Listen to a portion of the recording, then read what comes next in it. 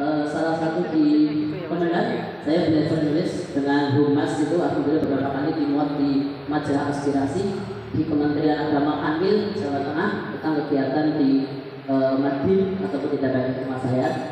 Di tahun 2005 saya sudah menggunakan media sosial berupa Facebook, dan di tahun 2019 saya membangun berawal dari blogspot, kemudian sekarang sudah menjadi website. Ini kemudian sesuai dengan tupoksi daripada penyuluh, ada hal memberikan bimbingan konseling kepada binaannya. Nah, sebelum datangnya COVID-19 tentunya secara tatap muka, dan sudah saya lakukan melalui media sosial. Sebagaimana menurut data dari yang saya baca di republika.co.id, itu jumlah pengguna digital itu ada 181 lebih juta, yang mana 175,5 itu adalah para pengguna YouTube. Makanya sempat menjadi berita trending, yaitu YouTube menjadi juara selain daripada media online lainnya. Nah, sebelum datangnya COVID saya sudah melakukan dengan blog. Sekarang ini sudah lebih dari 350 artikel, baik berita, kajian, dan juga materi penyuluhan, dan termasuk juga pendidikan. Saya menganggap bahwa sesuai dengan data dari Kominfo juga, bahwa penduduk dunia ini sekarang, apalagi kemudian lari ke musim pandemi, itu adalah kebanyakan menggunakan media digital. Kalau sebelumnya saya menggunakan tatap muka dari majelis taklim, dan juga sebelum ada COVID saya sudah melalui grup-grup WhatsApp, Facebook, Instagram, dan juga YouTube itu tapi untuk pribadi.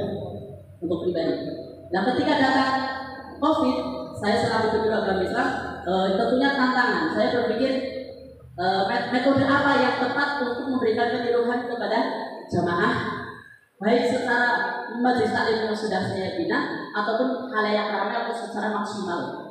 Harapannya adalah bukan hanya di lintas desa, kecamatan, kabupaten, tetapi lintas nasional bahkan luar negeri. Jadi bisa dikatakan penyuluh go internasional.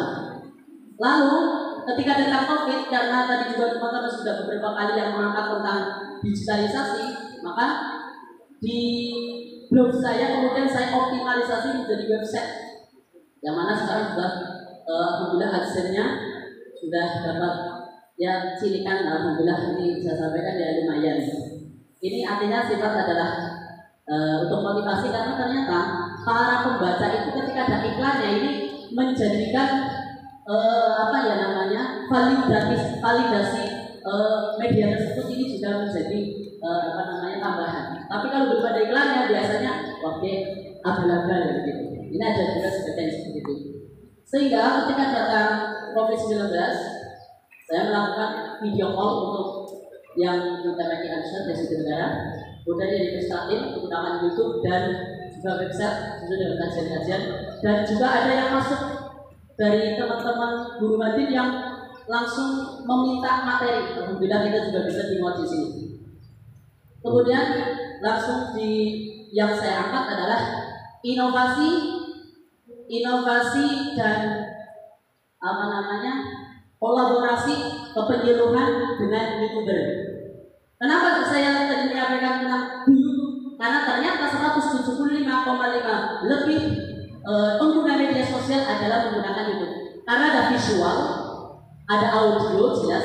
Kalau misalkan tulisan kita juga lakukan, atau flyer juga kita lakukan. Tapi kalau kemudian orang tadi misalkan orang tua, terus menjadi mending kembali dengan desa saya. Makanya dengan media YouTube harapannya dapat diterima khalayak banyak. Nah, ini bisa diukur dari mana? Dari subscribe-nya, kemudian dari viewernya atau like-nya. Ketika saya melakukan dengan YouTube sendiri, ternyata sekian tahun subscribe-nya 320 baik. Berarti kurang ada respon bagus. Karena ini makanya akhirnya saya berpikir harus berkolaborasi dengan YouTuber. Maka alhamdulillah beliau Mas Aris Prasetyo di Karanganyar yang punya channel YouTube Bidang Mas. Beliau memiliki pada saat itu 141.000 subscriber. saat ini sudah 186.000 subscriber. Harapan saya kepenyuluhan itu dapat tersampaikan oleh halayak banyak dan juga berbagai umur ini, sehingga ketika pandemi ini menjadi salah satu solusi. Dan perlu diketahui bahwa tantangan saya di kemasan di YouTube itu adalah secangkir kopi.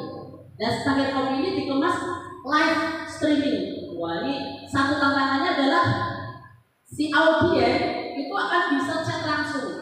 Maka alhamdulillah ada dari Amerika, dari Hong Kong, dari Arab Saudi yang chat langsung dan bertanya. Jadi maka tantangan penyuluh saat ini adalah literasi. Ya, maka itu kita bisa sampaikan. Dan saya kira sudah mewakili dari apa yang saya tulis di sana. Terima kasih. Baik, saya tidak bosan-bosan untuk mengingatkan kepada Bapak Ibu kita itu fokus dalam tulis sebenarnya dulu. Karena ketika nanti yang masuk ke tanwir itu juga nanti sama parameter-parameter salah satunya adalah masalah tulis. Ini kiai digital bagus, tetapi fundamental bahwa harus kita definisikan, Pak. Definisi kiai digital. Bapak juga bisa merekayasa sosial bahwa ini loh kiai digital. Nanti sosoknya seperti apa? Yang sekarang tadi kita itu pelajar Pancasila. Ini konsepnya lagi dimunculkan. Nah, saya tidak menemukan itu. Jadi definisi fundamental digital itu seperti apa? Ya, begitu. Kemudian yang diurut oleh Kiai itu masalah wal kasumikum tadi tentang dari bagaimana berbuat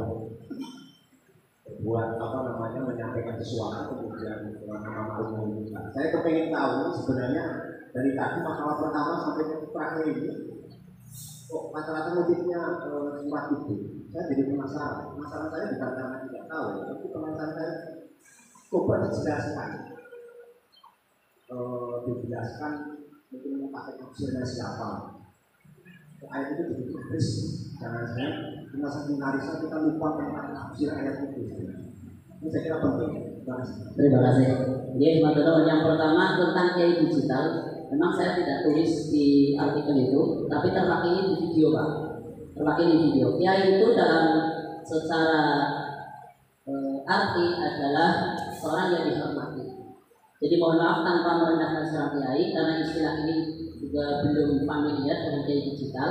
Tetapi saya harapkan adalah seorang kiai bukan hanya berdakwah dari panggung-panggung, tetapi seperti beliau Gus Tegarjo, Gus Yusuf punya channel YouTube, dan juga kita kenal UAS, kita kenal Gus Bahar tentunya dari media sosial. Digital itu tadi adalah sesuai dengan angka-angka atau kemudian kita lebih familiar dengan media sosial. Ya, itu istilah yang kemudian agak tadi belum saya sampaikan juga, memang di tulisan tidak kami singgung, tapi memang ke dakwah digital. Misalnya itu ada istilah saja, yaitu digital. Tapi yang saya tidak lari dari tulisan adalah digital atau dakwah digital. Kemudian terkait dengan tafsir, tentunya mohon maaf, ya ini tantangan luar biasa ya. Kalau yang diharapkan adalah sesuai dengan tafsirnya siapa, nah ini waktu saya salah, memang dari ayat itu saya hanya kutip ayatnya dan terjemahannya. Artinya ya ini menjadi bekal bagi seorang penyuluh bahwa sebaik-baiknya di antara orang adalah orang yang berdakwah, maka setidaknya itu ayat itu menjadi fondasi. Tetapi secara tafsir sebenarnya memang kita tidak kutip di sana. Terima kasih. Kalau saya hanya masalah kajian di tafsir itu hanya tafsir jalan. Ini kebenaran ada saya nanyakan ini dari awal tadi juga saya mau nanya. Ini karena sama saja. Rata-rata tidak disampaikan. Terima kasih.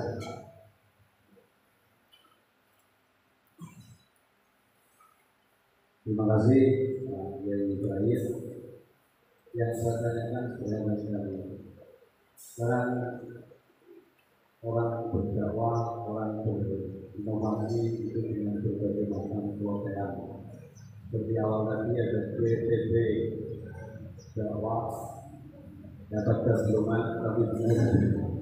Dan sekarang ada kiai digital itu tidak masalah, tetap sudah zamannya. Dan sekarang yang saya pertanyakan dan mohon dijelaskan itu sama dengan Pak Malik yang jauhnya anil fasa ilang mungkar itu dengan YouTuber atau dengan digital itu pengaruhnya seperti apa? Selama ini saya lihat itu dakwahnya hanya melalui digital, sementara perilakunya itu tidak sesuai dengan apa yang disampaikan dalam digital tersebut. Rata-rata belum dibaca saja sudah dikirimkan lagi, belum dibaca sudah dikirimkan lagi. Seolah-olah kan kayak kemiyai sekali. Sehingga saya ingin tahu perubahan yang signifikan dari digital itu dalam perubahan yang jauhnya anu pada ilang mungkar. Terima kasih. Terima kasih. Dan juga saya hormati, kalau saya menggunakan media YouTube itu kembali lagi bahwa itu adalah inovasi di musim pandemi.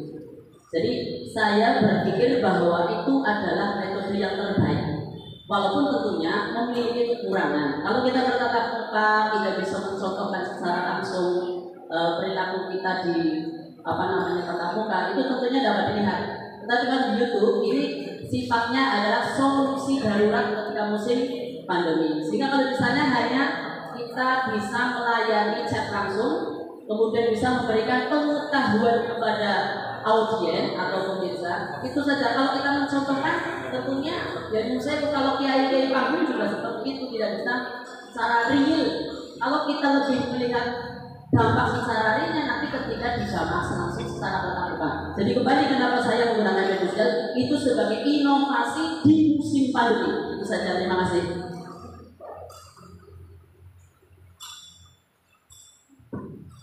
Sedikit ya Pak Kiai Ibrahim. Ini kalau dilihat dari apa yang Anda lakukan itu sudah bagus ya, sebagai ilmu sudah ada yang pas macam itu. Tetapi menyajikan apa yang Anda lakukan di dalam tulisan itu yang masih perlu ada perbaikan. Nah, betul tadi kalau Anda punya analisis YouTube itu ada sisi positif dan negatifnya sampai di dalam tulisan. Pilihan Anda menggunakan itu dengan alat apa itu yang agar karya ini kan intinya konsep yang disampaikan di sini bisa diimplementasikan oleh semua orang, bukan hanya eksperimen Anda, tetapi mungkin dilakukan oleh orang banyak. Nah, misalkan YouTube ini ya kalau ngomong khawatiran, khawatir juga. Orang kalau merasa bahwa segala yang itu ada di YouTube dan berangkat ke Majelis Taklim, aja ke jadi Pak Gunanto Rahmat ada di YouTube. Itu juga ada di semacam itu yang harus diantisipasi. Jadi ketika Pak Gunanto itu namanya hubungannya itu namanya untuk ya kita hanya melihat bukan melihat ilmu atau mendengar ilmu, tetapi menuntut ilmu ya dengan jiwa raga datang dan sampai prakteknya. Di makalahnya penjelasan sudah disampaikan itu bukan sekedar memberikan informasi, tapi sampai action dan dampaknya itu nanti akan kelihatan begitu. Nah itu hal-hal semacam itu mungkin kan yang tidak terjangkau oleh YouTube bisa disampaikan di bagian dari analisis di karya ini ada. Terima kasih. Terima kasih. Berarti ini hanya masukan gitu. Mungkin memang yang seru tadi di makalah itu memang untuk hanya keberhasilan di antaranya saya sampaikan, termasuk matur nuwun masukannya. Insyaallah kalau ini saya juara tingkat kabupaten nanti saya perbaiki Pak. Ya itu terima kasih masukannya. Demikian kiranya, tapi kembali kesimpulan apa yang saya sampaikan bahwa kenapa saya harus berinisiatif, berinovasi dan berkolaborasi tidak lain adalah supaya dapat diterima khalayak banyak. Tentunya tidak maksimal seperti kita bertatap muka, tapi kembali lagi bahwa saya garis bawah itu sebagai solusi dan inovasi ketika musim pandemi. Terima kasih dan jangan lupa di kangprai.com tadi saya juga hari ini berita sudah saya tulis dan bisa dinikmati. Terima kasih. Assalamualaikum warahmatullahi wabarakatuh.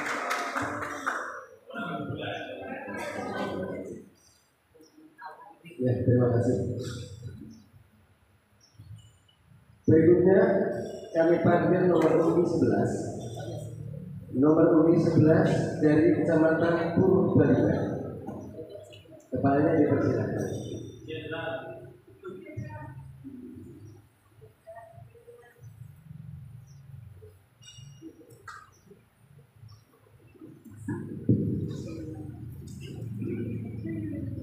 Assalamualaikum warahmatullahi wabarakatuh.